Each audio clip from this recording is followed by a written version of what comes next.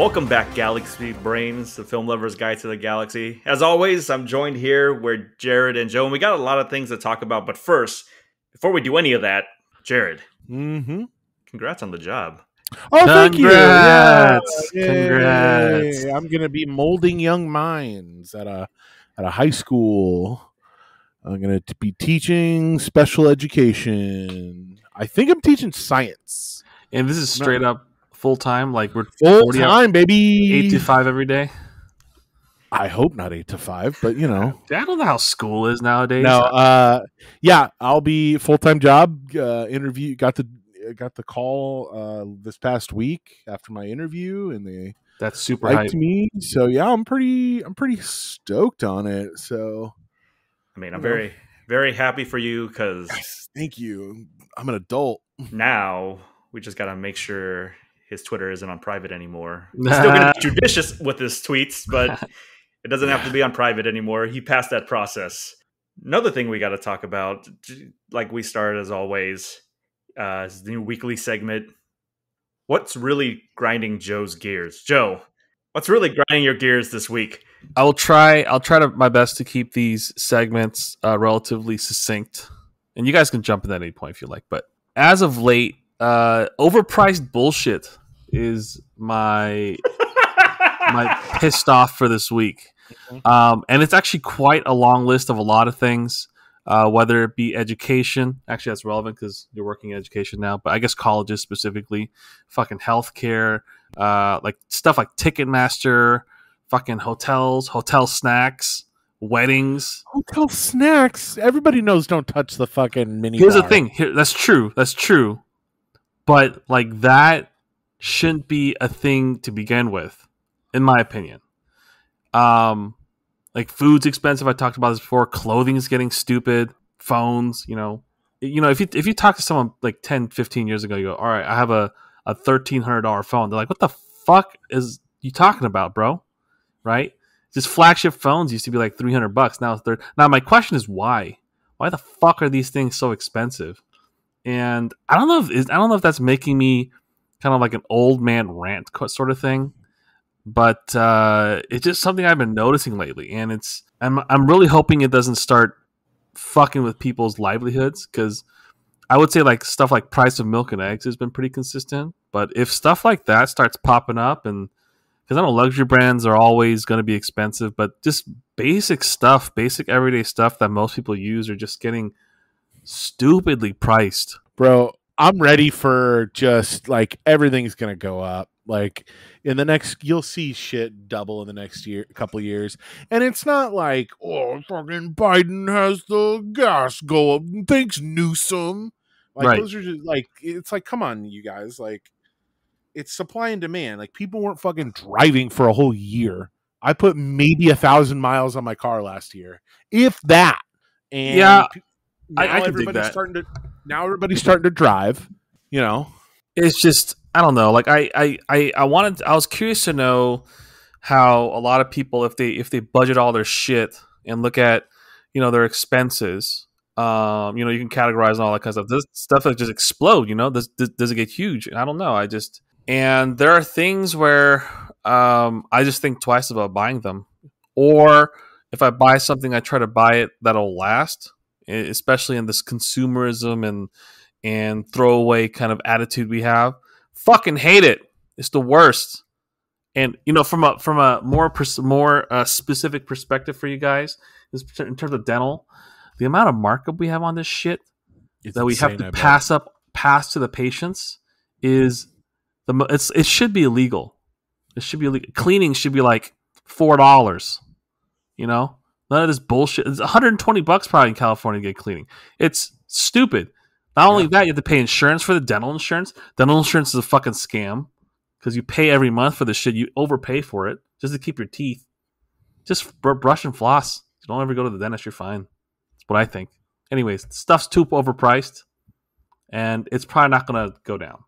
So the goal is to really rob a bank at some point and get away with it.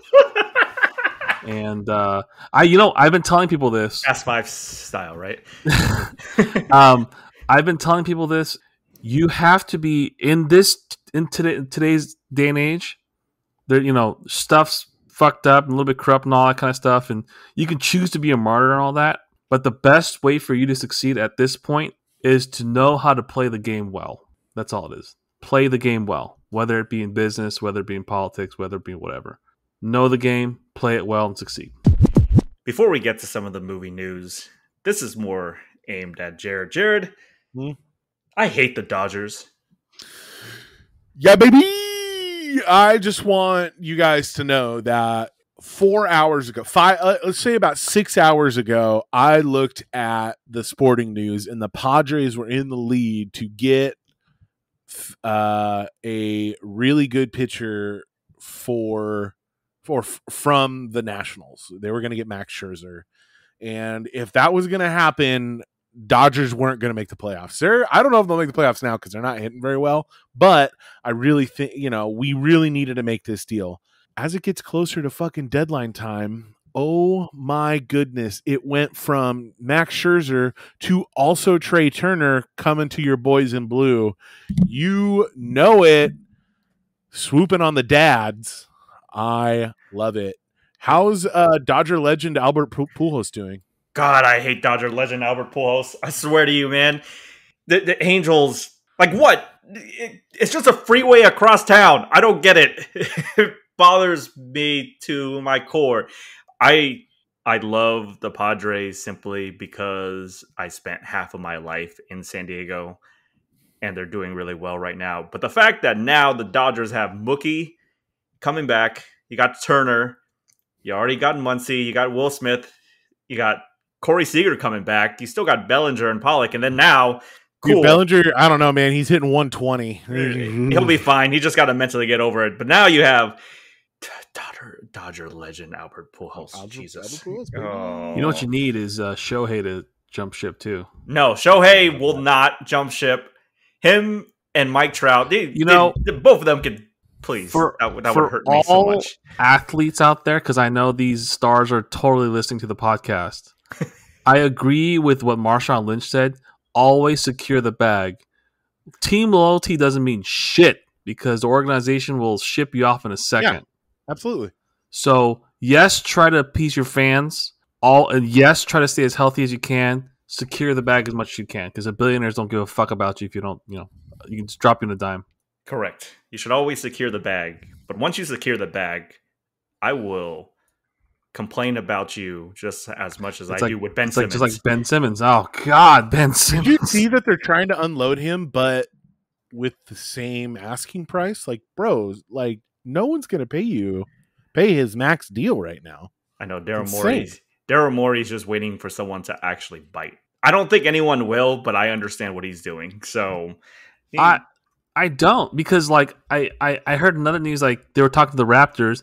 They want Kyle Lowry, Van Fleet, a newbie, and a draft pick for Ben Simmons. Correct. He's trying to fleece somebody right now. He's probably not going to fleece them. So the whole idea is to throw out ridiculous offers and to increase his trade value? Hey, man, the Lakers just got Westbrook for a bag of chips and 2 McDoubles. It's fucking crazy. So is it because you have to match dollar for dollar as well? You gotta match dollar for dollar. So that's the biggest problem. No one's going to match that. That's why you got to go to places that have big contracts. That's why the Simmons to the Warriors for Wiggins and Wiseman and picks makes sense because their contracts would match. No, it doesn't make sense. It makes sense from a number standpoint. No one's going to do that shit. What the fuck? Which is funny because a year ago, everyone thought Wiggins was expendable. Now no one wants to give up Wiggins for Simmons. That's how much Simmons has dropped. Yeah, he's worth a fourth of his contract. It's what it is. Right. And there's 76ers going to have to be mediocre for half a decade. That's how it is. Sorry, guys. We'll see. Well, someone's going to bite. I know this for a fact. I just don't know which team it's not necessarily biting. It's just the fact that you're forced to match dollar to dollar. So you have to pay out the same amount no matter what. So I don't know why anyone would take this on. It's a terrible contract. What do you don't get anything out of this. It's a losing deal for 29 teams. Well, I'm not saying it's going to be a losing deal for 29 teams, but they need to dump him at some point because if they don't, he's just going to mess up whatever the 76ers have in that locker room. And you're thinking this is going to happen within the next 6 months? It will happen before start of training camp next year. It's going to happen this offseason. But Jared, what have you been watching so far this week, consuming? What have I been consuming? I have been like trying to catch up on my video games because I have a few weeks off before I start work. When do you start again? I start mid-August. So August that's when school starts for everyone. Yeah, so I have about 2 weeks, 2.5 weeks before school game starts. Time. Dude, just solid. I've been floating. I've been going in my pool a whole bunch. Yeah, got some sunburn on. What have you been playing? I've been playing. I just finished Dark Souls 1 for the first time. Dark Souls 1. Wow. Okay. Yeah, and then I'm playing Bloodborne right now. I'm on a big Soulsborne kick. Okay. And then I'm also playing Persona 5 Royal. Because you're a Persona 5 guy. Okay. I fucking love Persona 5. It has such a good soundtrack. Oh, yeah. That's for sure.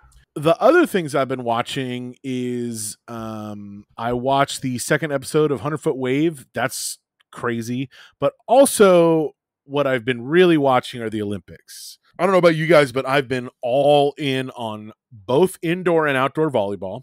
Shouts to the women's team because the women have better rallies and it's not all about the kill and spiking and all that stuff.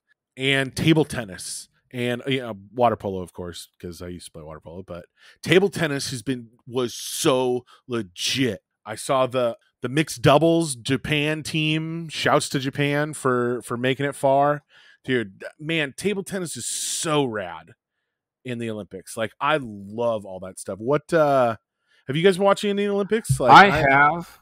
The thing is, I have a subscription to Peacock TV. So do I. I can't watch weightlifting. Like that's one of the more favorite things. I don't understand why they can't get a full. It's the Olympics. Is it behind Peacock Premium or is it just behind? It's just I mean, I can watch others like the major stuff on regular Peacock TV. I don't know. Correct. So then it must be premium because. But the thing is, I can't even search for it to click. You know, bro, I wouldn't want to watch it anyway. I don't want to watch anybody's fucking knee blow out. Yeah, it's pretty rare. It's the Olympics. Anyways. I've watched that. I watched Skeet. I watched archery because I think the Koreans dominate on archery, whatever that is. Table tennis for sure. And I watched some of the gymnastic stuff because how popular it is with the Simone Biles thing and all that kind of stuff. And congrats to the winners and all that kind of stuff. And then I watched Hmong woman. I'm sorry. First of her country, right? In 50 years or whatever it is. Well, no, she's an American. It's the first. Oh yeah, that's right. How do I say that? I'm sorry. Hmong. I think the H Hmong. is silent. Okay. Yeah, that's what I thought. I didn't want to first Hmong American to win a medal. It's fucking awesome. And so I watched I usually hate the NBC coverage of the Olympics. I think it's bad. I think they do a bad job. But what they've been doing a great job on are the human interest stories. So they did a background on this girl, Suni Lee, I believe is her name. Right. Yeah, that's correct. And her father fell out of a tree and paralyzed his legs when she was younger before she went to a competition, and they went in on that. They talked about her being like, oh my God, she's a fucking rock star. So I'm wondering, these are pre-made videos that they play. Okay. And what I really like though is that they show the watch party that the family members are doing. Oh, they get hyped. They get so hype. And so I was watching the number 2 team for the American women outdoor volleyball, beach volleyball. Yeah. After like their first or second game, they had the mom and dad waiting on video chat for the girl to come off, and she was surprised. It is so legit, guys. Nothing gets me more emotional than seeing somebody fucking compete for their country. Dude, there's the last thing I was gonna say, I was watching swimming, and there was this this kid that won it from a small country. Yeah, that was on the 8th lane or something, and they show a live stream of the parents going like super hype. I cry every fucking time. That's amazing. I was always curious about the Olympics because obviously it happens once every 4 years, and outside of the super major sports, how's this? I mean, is this a rich person's game? Because what are we talking? What sport? Like any major, like for example, skeet shooting, right? Nothing. Yeah, like, that's a pretty affluent, right? So or anything like that. I guess even gymnastics to a degree is for sure gymnastics. You dedicate your life 4 years to get to this level, and you win gold and stuff. Can you make a career out of it? Like, no. Like, so here's the thing: I was in the Olympic development system for water polo for a little bit. I was in 8th grade, and I before they had like a younger group like they do now. They have like a 12 and under and a 14 under now. I was in 8th grade, and I had to play 16 and under for the Olympic development program. Everybody was older than me, and it what's a big bummer is that they'll keep kids around or like athletes around to pay money. You're paying a premium to be a part of these teams, and they'll keep more around than they want for the team to supplement income. And it's kind of predatory in a little ways, but I mean, I got better, and I really liked playing for that program. My brother was, part of the ODP, the Olympic Development Program, and all that stuff. But at a certain point, it's like I just didn't have. I don't want to say the drive. I don't think I had the. I just didn't have what I wanted to give. You know what I mean? Like at a certain point, I didn't know you had to pay. That was the other thing. Yeah, buddy. You are paying. What I'm trying to say is, I could sort of understand if you have to pay for the training and all that to get to that level. What I'm trying to say is, after you get the gold, let's say, and you're if you make the senior Olympic team, like the actual Olympic team, yes, you're not paying. They're paying you. Right. Great. They're paying you. Can you make a career after that gold? No. See, that's really unfortunate. But there isn't any I mean, you could go overseas and make a career out of it, but there's no Olympic or there's no professional water polo over here. You know what I mean? All right. Yeah. So it seems like a extreme hobbyist sort of thing for a lot of ways, and I just found that to be unfortunate. If anything, it sounds like a big entertainment thing for the world. But they get paid per medal they get. They do, but let's say you have $20,000. $20,000 for 4 years of work. Come on, right? Yeah. That's pretty crazy. That's not. I mean, I don't know if there's. I personally can't give you a solution to that problem. I would say that I'm really hoping gymnastics is not as rapey as it was 8 years ago, or whatever it was. All that bullshit that came out, because you're dealing with super underage girls and these really weird old men coaches, and it was the athletic trainer. Whatever it is. It's just I'm hoping at least none of that shit's going out anymore. Is what I'm hoping. So, Johnny, what have you been watching? I've finished all of Batman Beyond. God, that show is so damn good. I can't believe I just rewatched that whole thing. I saw you tweeting about it. Now, give me your. Do you like it better than the animated series, or is it? No, no, but it's a good complement or supplement to the animated series. I think it's really good. It expands on what we see from Conroy's Batman, but then at the same time, we kind of build Terry McGinnis into a new iteration of Batman, who is very different from what we get from Dick Grayson or what we get from Barbara Gordon. And I think we all know Michael Keaton would play Bruce again in the live action version of Batman Beyond. Who would you want to play Batman? It's got to be a younger kid.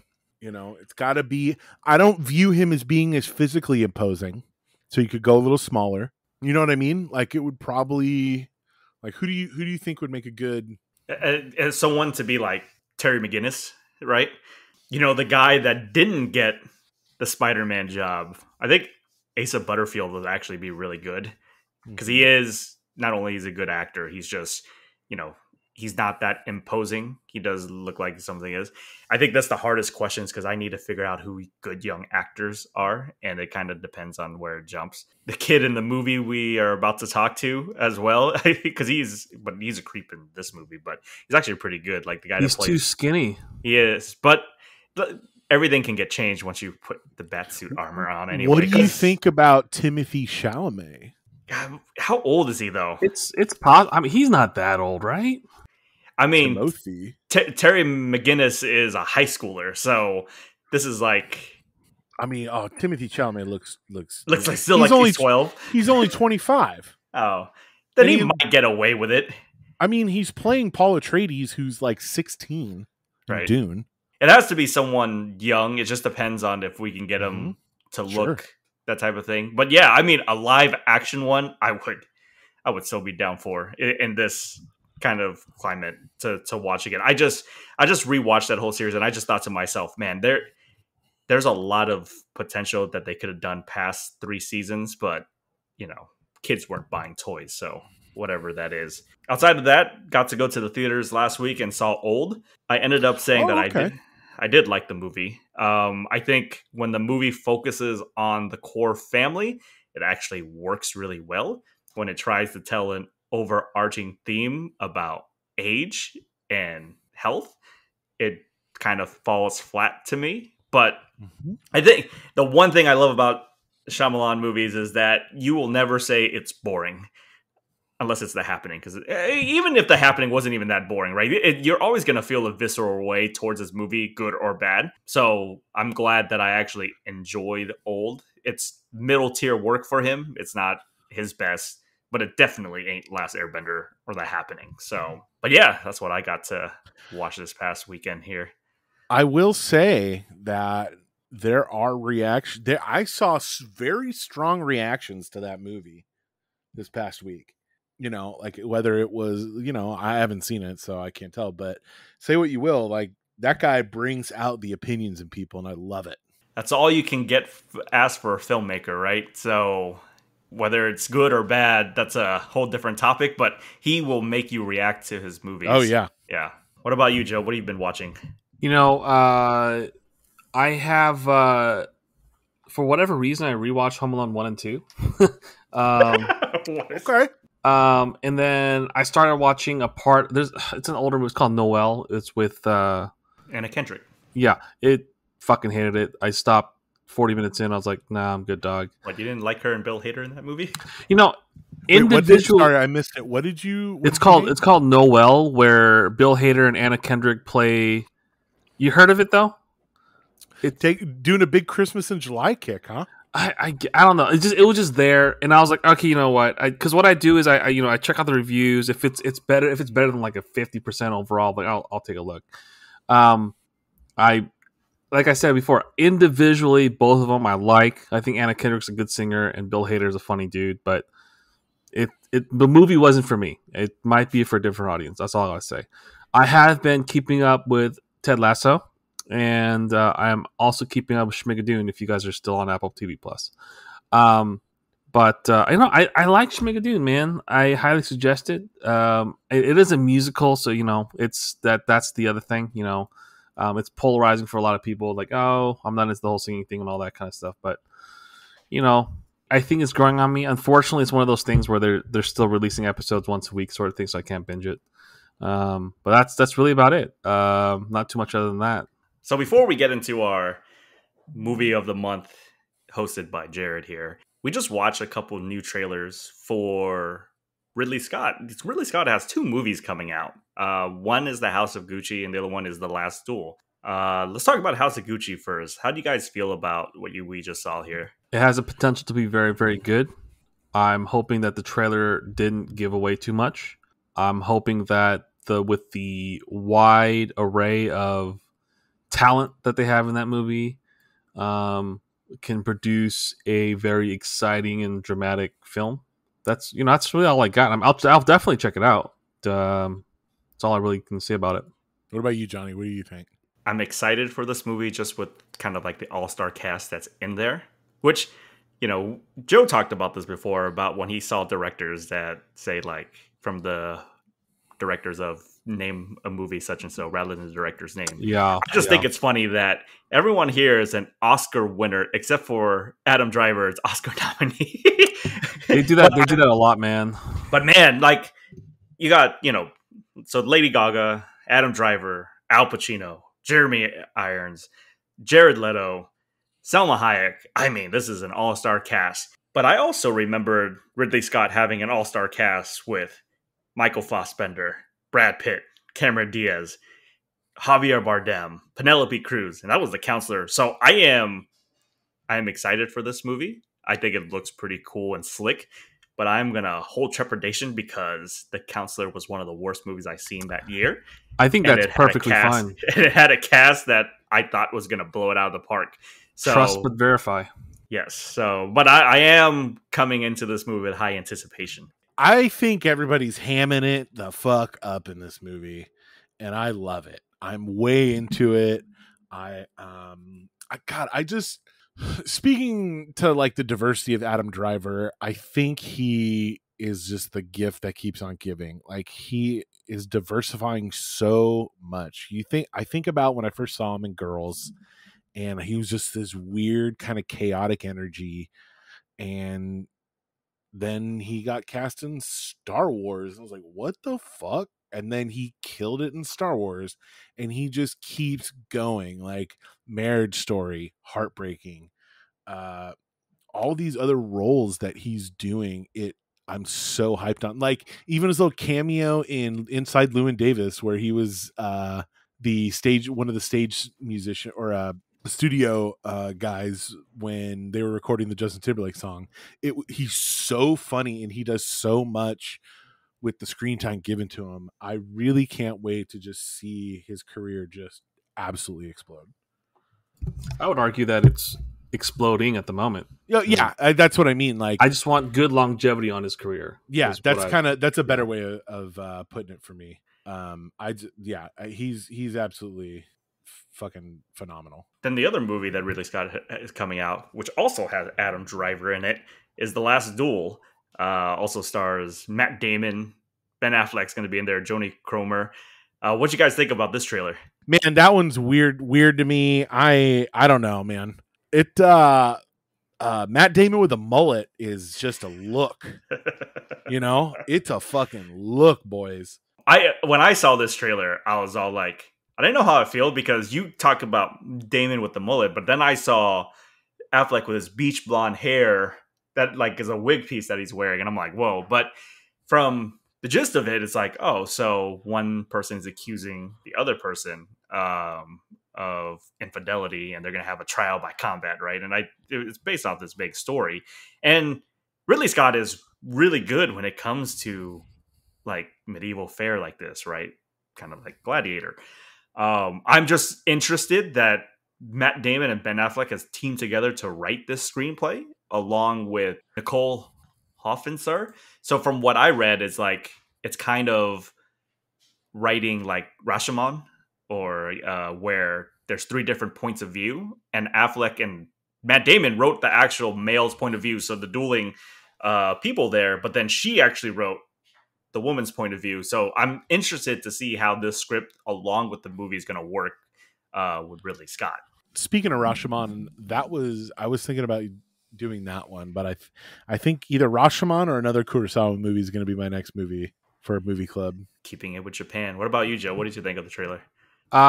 It's medieval movies always going to be interesting. But Ridley Scott for me just has a good track record overall, and I'm a huge Matt Damon fan actually. Matt Damon. What's your favorite Matt Damon movie? My favorite, Rounders. I don't know why. Oh, okay. I don't know why.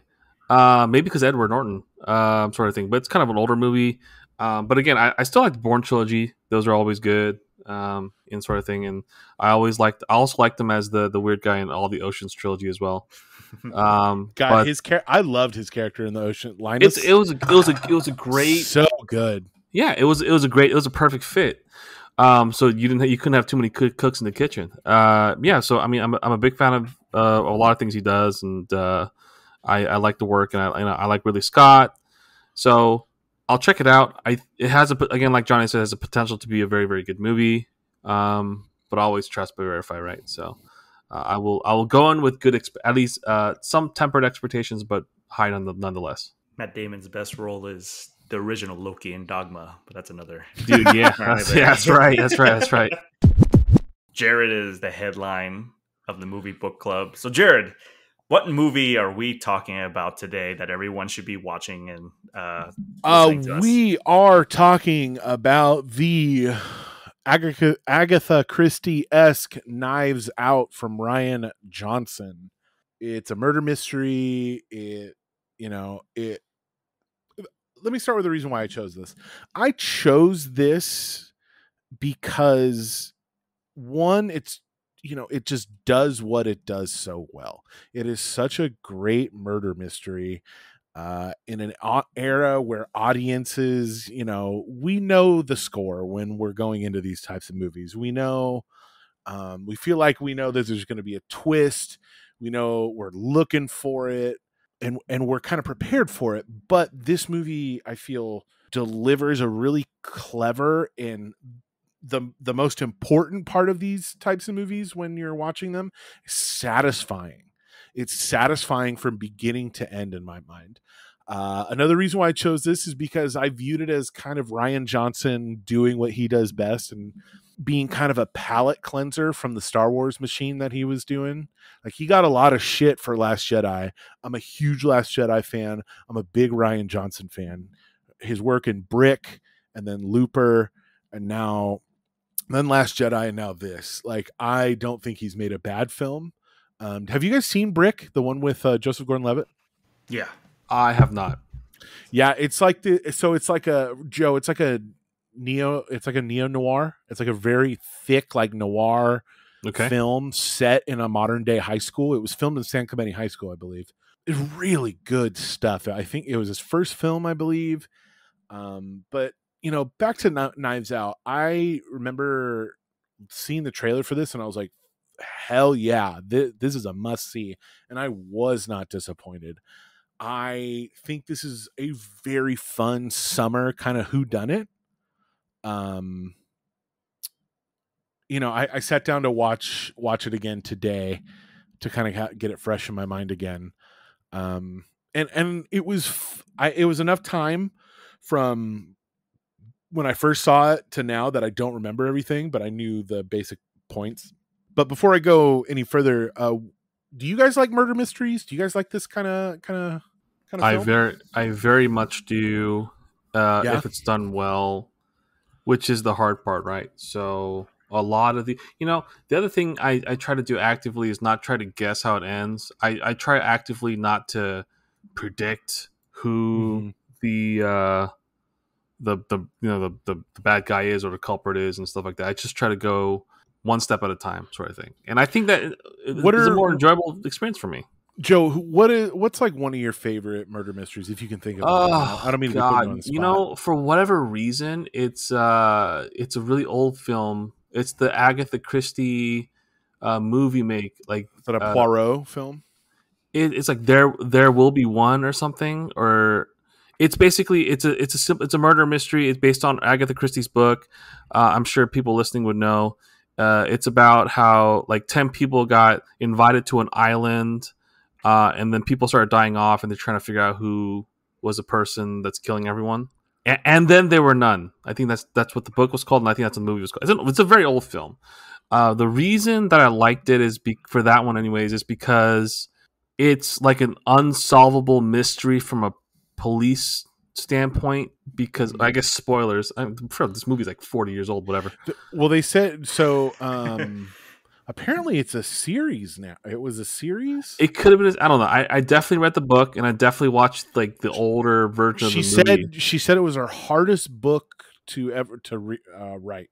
Yeah, it's tough. It's just because fuck it, spoilers, because it's Agatha Christie. If you haven't read it by now, basically one person was a killer. He was slowly picking people off, and at the end, he kills himself in a fashion to look like he was also one of the one that's killed. So when the police arrive into the island, they're like, "What the fuck? All 10 people that are here, all dead, killed by some mystery person." So I thought it was kind of cool. I should read that. I'm in. It's not a very long book, I don't think.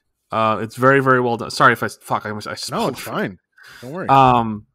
And so in that sense, I think that this movie, even watching it for the second or third time, I think it was the third time now, they did a very good job on casting doubt everywhere, making everyone a suspicious person. the twist being very interesting. Now, the movie overall was an A throughout, except for the very, very end where Ransom tries to kill her, with a fake knife, whatever. I think that was pretty good because it sets it up. It sets it up pretty early in the film where he goes, he can't even tell the difference between a prop knife and a real there's knife. no way you would know that, right? But I know it's foreshadowing all that, but I just feel like the unraveling at the very end where they reveal that it was him, it was happened a little bit too quickly. It could have maybe been, that's all it is. And I'm the weird guy that always wants the bad guy to win. So if he just, the other thing was, how she always vomits when she lies? Mm-hmm. Why was it at the very end she could hold it in for like 2 minutes, like all of a sudden? She, she's building up to it. She's doing so much of it. Johnny, building tolerance. Yeah. Johnny, do you like murder mysteries? What's your kind of relationship to them? I enjoy murder mysteries, especially the big ensemble ones. It's very hard to do in between when it comes to that. I think the year before, Murder on the Orient Express, which is the remake that Kenneth Branagh did, was actually pretty solid as well. But I like, and we talked about Kenneth Branagh before. We'd be like, he directed this movie, and then we're like, talk about. Every time Kenneth Branagh is mentioned, I laugh because it's like, oh fuck, Kenneth Branagh's a real person because he's so just like I picture him as just Mr. Britain, right? But this is also written by Agatha Christie, though. You guys know that, right? Yeah. Oh yeah. Yeah. So what it is that I like these because normally when these types of movies, when it's done, you get, hopefully if it's like a well written story, you get an all-star cast just to kind of perform, and you get to see, people that kind of do it. So this is why Knives Out was very, throwback to a lot of the movies I used to watch before. It encapsulates a lot of what we've seen with Agatha Christie shows, movies, but we also get to see Hitchcock flavor type of feel to it, which, Hitchcock is the master when it comes to these murder mysteries, and to be able to do it a blend of the two, like I am all for it. And they need to make more, but they need to make it good. I was really so this movie, when I first saw it, it really struck that Clue kind of tone for me. I love Clue the movie. Honestly, like it is one of my fondest movie memories as a kid, watching Clue and just laughing and at the end where they go through all the different possibilities and all that stuff. It kind of scratches that itch of, mystery and like comedy, and everybody in Knives Out is chewing the fucking scenery. Everyone is they're having so much fun. They are absolutely chewing up the scenery as much as possible. It's like Rian Johnson was like, give me more, give me more, give me more every single time, from minute 1 to minute, whatever. What did you guys think of the casting? Perfect. It was great. Yeah. I liked it. I think that everyone that was casted for each of the roles did it well. I don't think anyone was necessarily left if it felt they were out of place. Other thing is, the budget for this film was very, very low for such a large cast. Mm-hmm. I want to assume that's because it's shot in just a single house that it made it a little bit easier. Mm-hmm. But I'm just surprised at. It's a $40 million budget. That's not low but such a large. But you're right. For as much of an ensemble as it was, right? You gotta made $311 million. Yeah, but the thing is, none of it goes to the cast, right? It just goes to production company. It was a production company, but I mean, it was an indie movie through and through, and I think that's what I love about this cast, because to me, this is an all-star cast, but everyone else, outside of Daniel Craig and Chris Evans, you don't really recognize who they are. You know them from other movies, but Toni Collette isn't a household name, right? Michael Shannon is not a household name.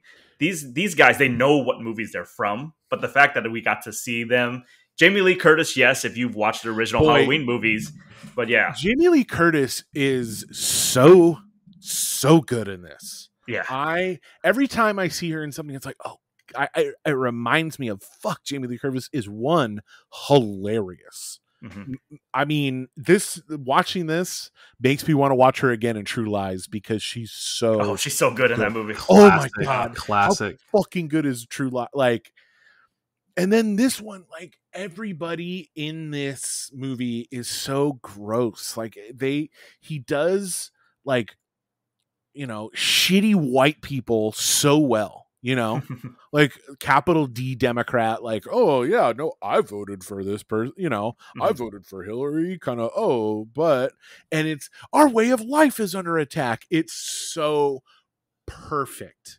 Everything, like he knew these characters in and out, and you could tell they were all having a great time filming. You don't get this type of, kind of interaction and play. And, Rian Johnson was working on all cylinders. He was taking everything that he loves to do, from the panning to the camera shots to everything. He was having a great time with it. What did you guys think of Daniel Craig? As Benoit Blanc as the big dog? I liked it. I never really thought that he was hamming it up in any way. Oh, really? I thought like that really syrupy kind of drawl that he had, it was so good. There's 100% people here that do that kind of stuff. But like, I think he was like, when I say hamming it up, I don't mean that in like a bad way. Oh, he was really putting it in. Okay. Oh yeah. Like he's just into it. Like, I'm gonna put a little affectation on this. Yeah. I liked it. I think he did a good job. But I think that him excelling at that wasn't required for the movie to do well. I think the movie had so many different little legs with support with all the other cast and all. Interesting. Yeah. I think because it's not one of those things. If you think the Benoit Blanc character, say it was just a new, and it just, I'm trying to think, like, say it was somebody else who just didn't do you think that the film could have been as good? Maybe not as good, but I still think it'll be very successful because I think the story was done really well. I think all the supporting casts were done really well, and Ana de Armas or whatever played the role really well as well. She was great. And I think she was the linchpin. Right. So it's sort of like everyone had a lot of small parts that sort of came together very well, and I think Craig did a good job. I can't imagine now, anyways, someone else doing it, especially when there's a sequel coming out with here's another thing. We'll get to the sequel. Yeah. All right. We'll get to the sequel. And but no, I think Daniel Craig did a great job. I when I was first watching it, I always thought that, hey, this is kind of odd, but I grew into it very quick. I warmed up to it really fast, and I liked it very much, and I very much liked it. What about you, Johnny? What did you think of Craig? Craig is one of three people that stand out in this movie a lot. Yeah. Foghorn, Craighorn. I mean, I absolutely love him relishing in this role. Yeah. It kind of shows, and Bond is synonymous with Daniel Craig in this new era. And so sometimes it's hard to kind of lift that away. And with this movie, you were not thinking about James Bond at all. You were thinking about Benoit Blanc, right? And to me, that is always the hardest part for an actor that has something that's attached to them. We talked about this before about actors not being able to shed whatever they're made famous for, especially with TV actors. But Greg here, like, the great thing about this is that he kind of shows his versatility. Everyone was introduced to him as Bond, but seeing this movie accompany that with Logan Lucky the month before, because it came out, I think, in the same year. Like, he's shown that he's willing to take these type of risks, and he made the movie fun. Like, he's not what's it, Poirot? Is that how do you pronounce his name? Poirot. That's right. Brandon will kill me if I mispronounce that. But to me, this is kind of like our private eye, our detective of this new generation, and I really enjoyed his performance. So I absolutely agree with you guys. I think that he absolutely he was so good in inhabiting that character. I forgot he was James Bond, and I was almost laughing every time he talked because I was so into it. I wanted him to speak more. I wanted him to, and they kind of gave us little teases in the beginning, you know. I wanted to spend more time with him. I wanted him to take the lead, but they kind of like, oh, he was kind of doling it out in little doses until he finally took over the investigation. Now, my hypothesis is it has never been reported anywhere. It has never been said. I've never heard it reported. But I think when Rian Johnson was writing this character, I think he had Kevin Spacey in mind to play this character. Ooh, man. That would be really good. I think it was a Kevin, and like, you know, that would have been really good. Yeah. Unfortunately, Kevin Spacey is a fucking monster, pederast, you know, horrible person. I'm trying to think of who else is like has that kind of demeanor, like Kevin you know what Spacey. I mean? Yeah, that works really well. If you think about his character from House of Cards with a thicker accent, that's that character. That's Benoit Blanc, you know, and it feels like that character was written for him. I've never seen it said anywhere. I've never, you know. I sort of wish that there's like another actor that has a demeanor of Kevin Spacey, because Kevin Spacey, you know, strictly of his acting anyways, has a very very serious, I'm gonna murder you sort of weird aura. I could see where we get it, but no one else. It's very unique, and man, that does sound really cool. Yeah, like, so who was give me your top three. We're going to move into your top three characters other than Daniel Craig. Daniel Craig's going to be out. Who is your top three favorite in this film? Johnny, we're going to start with you. Give me your three favorite performances, characters. I'm not being too specific. Give me your three standouts from this film. Toni Collette, just because she can do no wrong. And she was just like this hippie that just embracing that role. Another one was Chris Evans. I think he did so well because this man is the total polar opposite of what Steve Rogers is, and he played into it really well. And he kind of uses that charm kind of against you. When he had her at dinner, or like he took her out to eat, and then he's like, and you just ate a full plate of sausages and beans. And it was like, you piece of shit. Right? And like when he's calling out everybody in the study, like you could tell he was having fun. Like I've been playing Captain America for fucking years. Yeah. And finally I get to be just this despicable person. And then last, and I think she was robbed of nomination that year, it's Ana de Armas as Marta. I think, so this movie, as I rewatched it again today, I think if you removed the emotional core from her, if she was played by any other actress, I think the movie still works, but it wouldn't be that extra oomph that I thought this movie was, which is everyone watches these movies to see how the case unravels. But to me, it became second because I was actually a part of her emotional journey as she went through this. And it takes a lot, because if you think of Ana de Armas before this, her biggest breakout was Joy in Blade Runner 2049. Yeah. But before that, she really didn't have a lot of roles. She was the one that's like the sympathetic, like sexy girlfriend or wife.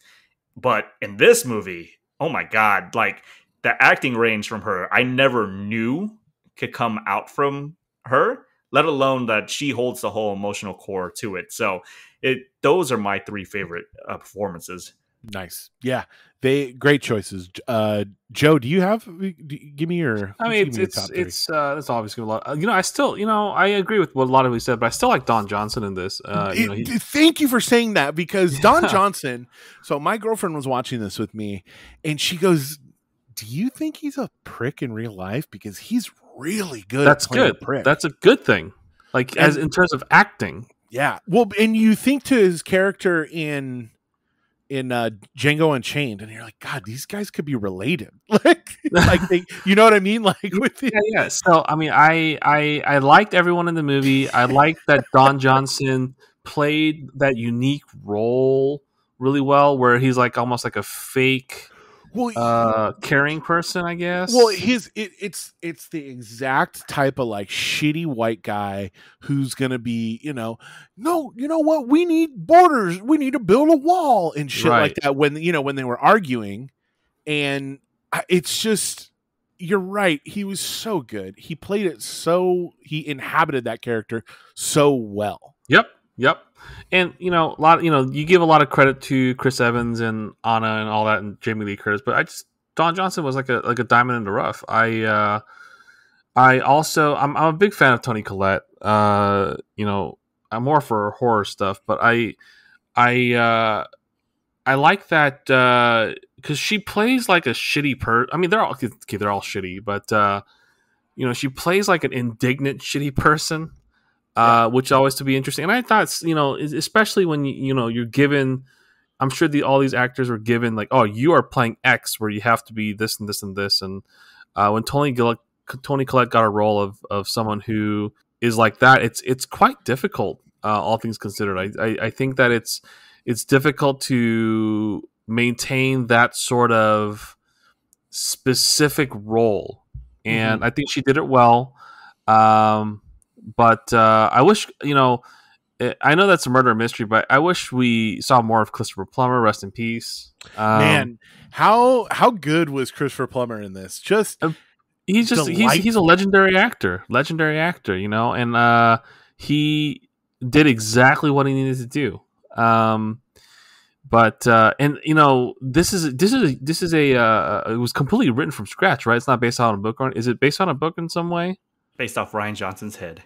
Oh yeah, that's actually even more impressive. And I know that there is a lot of the genre itself isn't necessarily new, and there's a lot of murder mysteries, and you can go back very far for this kind of stuff. But I feel while there are murder mysteries of like the cop genre and the true crime and all this stuff, I feel this is a genre onto itself. You know what I mean? Like it's more it's not fantastical, but it's got this kind of self-contained tone to it. It's got this like kind of light, breezy. It's got a great pace to it. I think that's what made this movie work too. Because I've been playing Hitman 3 a lot. Yeah. There's a level in Hitman 3 that's almost identical to this. Isn't that great? Yeah. Yeah. That's my favorite Hitman level. Thornbridge Manor. It's really fun. This movie was 130 minutes. That's 2 hours and 10 minutes, and it absolutely does not feel like an over 2 hour movie. Because it keeps you entertained the whole time. It moves at such a good pace. There's always something going on. It doesn't take your time. And I also really doesn't like, it wasn't overly simplified. You know what I mean? It doesn't dumb it down. It doesn't dumb it down. And I really, really appreciate that. My favorite characters. So I loved Michael Shannon's character. He had this like William H. Macy type of like impotent rage to him. Mm-hmm. Like I almost kind of wished William H. Macy played that role just to kind of see what he would have done with it. But I love Michael Shannon. Just kind of when he was egging Chris Evans' character on. My other favorite was Jamie Lee Curtis and Christopher Plummer. I mean, those Plummer didn't get a lot of screen time, but what he did get was he made the most of it. His playful nature with I keep forgetting her name, but Ana de Armas, yeah. I don't think it would have worked with anyone else in the lead or in that role because we look at him so fondly and he does such a good job of making you care about what was going on with him and their relationship. The crux of that film is his relationship with Ana de Armas, and it doesn't work if that's not really well developed. So after they filmed this movie, and the response to it, they gave a 2-film extension deal for a Knives Out 2 and a Knives Out 3, with Daniel Craig as Detective Benoit Blanc, and in a new murder case. What would you guys like to see in this next one? Is there any check boxes you want to see? What would you guys like to see? I'm a little concerned because the thing is, anytime you have a nice, great movie that sort of checked all the boxes and had a cast that worked well together. For example, Catherine Langford, no idea who she was, but it worked. It worked great, right? You don't need these giant names. I mean, although these guys are very famous to make the movie work, you got to sort of have role players, so to speak. Sure. I'm a little worried because of how well it did. Now it's going to attract more bigger names, and now they're going to have to do more for all these people, and it's going to be too many cooks in the kitchen. I'm looking at the cast now: Daniel Craig, David Bautista. Yeah, we'll. I'm gonna go over that. Okay, in a little what bit. I don't know what I want from Knives Out 2 because Hollywood. So what I'm hearing from you, Joe, is you want it to be like the first one. You want it to be tight. You want to be concise. Sure. You want it to keep that feeling to it. And I'd say so. Maybe in a different environment or something, or a different location. From what I've seen from the set photos, it's definitely going to be in a different environment. Okay, all right. I trust Rian Johnson. I trust him to keep it kind of pared down and bring that same kind of energy and feeling to this second one. What about you, Johnny? What would you like to see in Knives Out 2? I think as long as it's fun.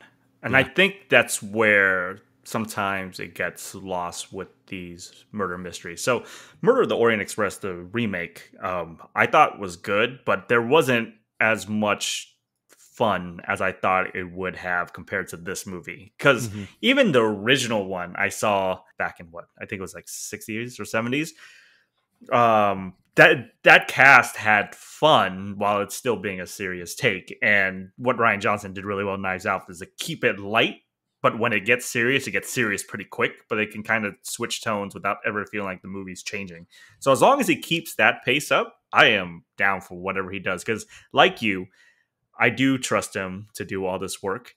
I like the fact that people have to reconcile with, man, I love Knives Out, but he's the one that directed Last Jedi. What? Like, yeah. I'm like, that can't be right. I'm like, no, that's right. You're just missing the point on Last Jedi. But that's neither here or there. But that's kind of what I'm just expecting from this movie as we move along. Yeah. What I hope for it is along the same lines as you guys. Like, I hope he keeps it tight. I hope he keeps it going. But I want, as far as like plot is concerned, I would love like either in the second one or the third one, like a competing detective. Like somebody else hires another detective, and I want that detective to be fucking James Spader. I think James Spader versus fucking Daniel Craig as Benoit Blanc could be the greatest scene chewing ever in a movie. It could be James Spader from Boston Legal, right? Like, somebody just absolutely tearing it up with each other. I just think it would be super fun to see that. But yeah, we're gonna go over the cast of the second one.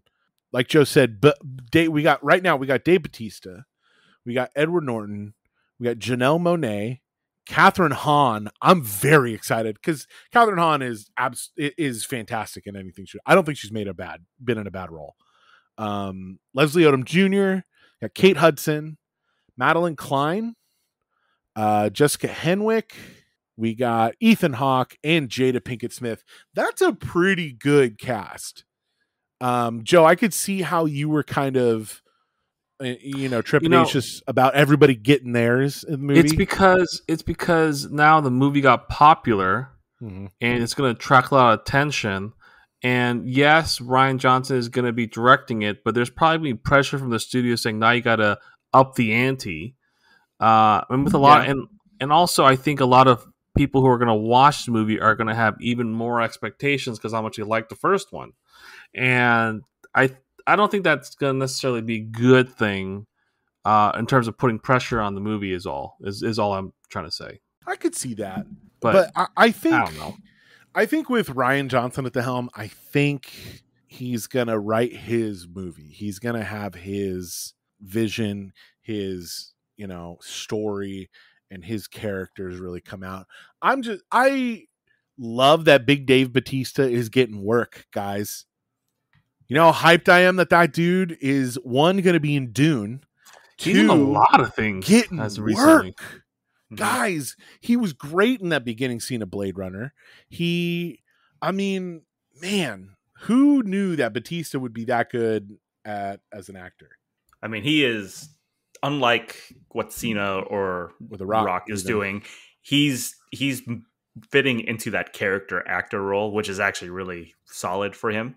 I get where Joe's sentiments is, but the couple of good things that are working its way. One, it's going to be on Netflix, and Netflix is, when it comes to big directors, they give them pretty carte blanche. If you're willing to give Zack Snyder that much carte blanche on Army of the Dead, you're going to let Rian Johnson do his thing, which would be a good thing.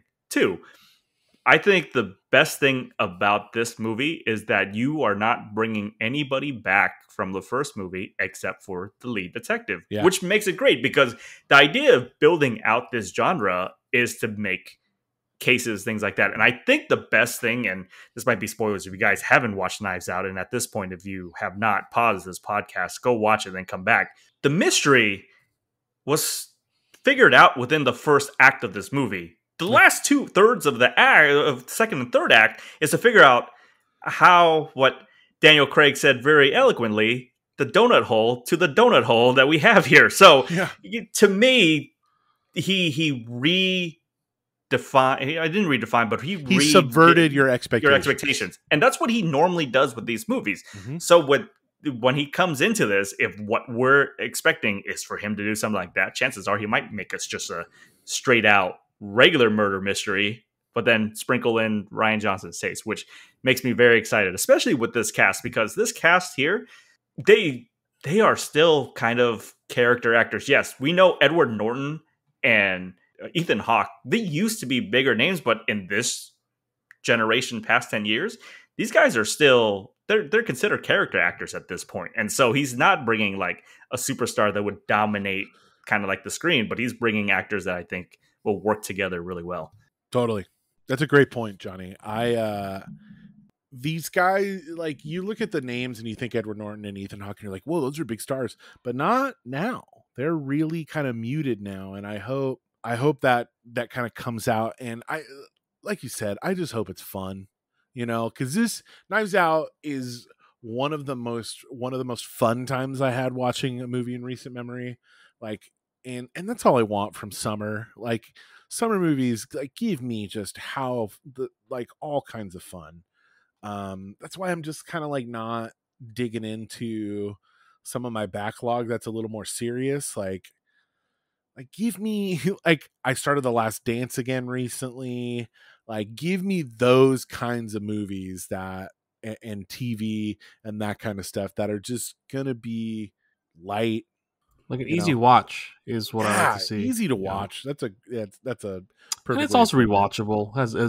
It holds up pretty well, and I think that even in a couple years from now, it's going to be very fun to watch again if you haven't watched it. Oh yeah, have you guys, like, what are some outside of this kind of genre of mystery? Have you guys watched any of like the procedurals or any of the Netflix stuff? You guys have seen Broadchurch? I have not. No. I recommend, Joe. You should watch the first season of Broadchurch. It's pretty good. The second and third season are pretty bad, but it's David Tennant's in it. He's the lead. He's one of the leads. He's very good. But I recommend Broadchurch for sure. I have some Agatha Christie on my Audible account wish list that I'm gonna try to get into over the next couple weeks. But yeah, do you guys have any parting thoughts about Knives Out? Like, what anything to add that we didn't cover? I think we did. Oh, the music. God, can we talk about how good that music was? It really kept every scene like, oh shit, like it really brought you along in the feeling of the movie. It really set the tone. It does what all scores do and sets the tone, but I felt it was so playful and kept it really fun. And that was another big part of it I noticed while watching a second time. Yeah, the music itself to me was like it was trying to pay homage to the older murder mystery movies, but at the same time it was like very contemporary, and I was like, oh shit, you kind of melded the two together really well. Yeah. The pacing was good. I like the pacing. The scenery was good. I think that having an old manor was always a good idea. Yeah. Isn't that great? Isn't it just like the best setting for one of these? It's a classic with a nice twist, a nice fresh coat of paint, however you want to put it. And in terms of closing remarks, is I hope that whatever they do next, whatever location they shoot at, they utilize well to bring out the best in everyone and to not go too over the top. I think that there's a good balance you can strike, and I think Rian Johnson definitely has the ability to do so. But there's been times in the past where sequels in good hands sort of went off the rails a little bit, and it's happened before, and I hope that it doesn't happen again for this one or the third one whenever that one comes out. Yeah, absolutely. I completely agree with you guys. Thank you for watching this. Dude, it was a great pick. I was pretty psyched on this one. I was between this and Aliens, and I'm glad I chose this one. Good stuff. Joe, where can they find us? Dude, these guys should know where they can find us at this point. They're devoted listeners. Twitter, Instagram. Film Lovers GTTG. You can always email us, filmloverspod@gmail.com. I really hope you guys, if you guys are listening, you would have stopped at the very beginning and watched the movie. It's very, very rewarding. Highly recommend. But yes, please send us questions, comments, concerns, suggestions, anything you want, and we'll be more than happy to talk about them. They can find me at JLUTHY, JLuthy. I tweet about pro wrestling. I tweet about getting vaccinated because you should be fucking vaccinated or getting vaccinated. Please, I don't want to go into another hellscape that is lockdown. I have a pro wrestling show to go to on Sunday that in LA inside that I'm probably not going to go to because the Delta variant is running so rampant in LA. And I'm very, very bummed out that I'm not going to go. But my girlfriend's immunocompromised. She's vaccinated, but I'm not going to risk that. So please get vaccinated, everybody. Wear your mask and be responsible citizens. You guys can find me at JNO11. That's JNGO11. Yes, I echo everything that Jared says. Get vaccinated. Unless your health physician tells you shouldn't. Yeah. Get it. Because your doctor. Whatever research that you're doing, I can tell you I'm doing the same research and we both don't understand what we're reading. So let's let the actual professionals kind of figure that out.